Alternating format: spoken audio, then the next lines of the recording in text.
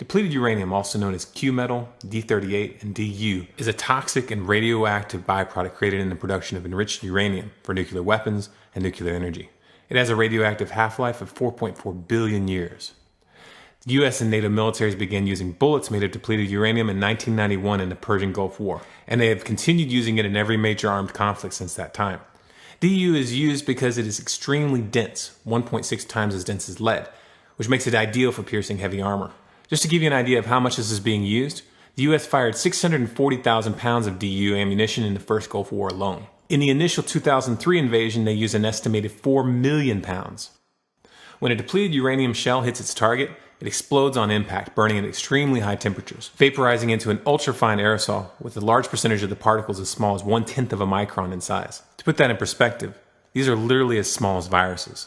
This depleted uranium dust spreads out into the atmosphere, where it finds its way into water and food supplies, and is inhaled by both soldiers and civilians living and moving throughout the area. Studies have shown that upon inhalation, these particles are small enough to pass through the nose, through the olfactory nerves, and into the brain, where it accumulates. Depleted uranium also accumulates in the bones and teeth due to the fact that the body replaces calcium with it.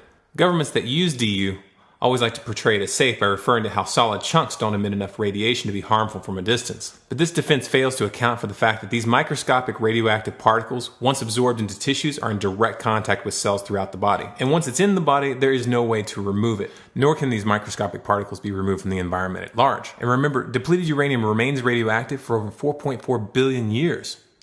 One of the hidden tragedies of the Iraq wars has been the marked increase in birth defects, nervous system anomalies, and cancer rates. In some areas, birth defect rates have been shown to have increased by 15 times what they were before the war.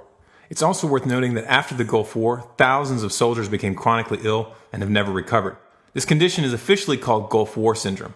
The U.S. government denies that this illness has any connection with Du, even though soldiers far from the front lines have been found to have large quantities of these radioactive particles in their system. Now, given these facts, you would think that countries that claim to care about human rights would condemn the use of depleted uranium weaponry. However, there have been multiple attempts to impose a moratorium on its use over the years, but France, Britain, the US, and Israel have consistently blocked such proposals. The next time you hear one of these governments or the mainstream media of one of these countries talking about chemical or nuclear weapons that some country may have or be planning to build, keep that in mind.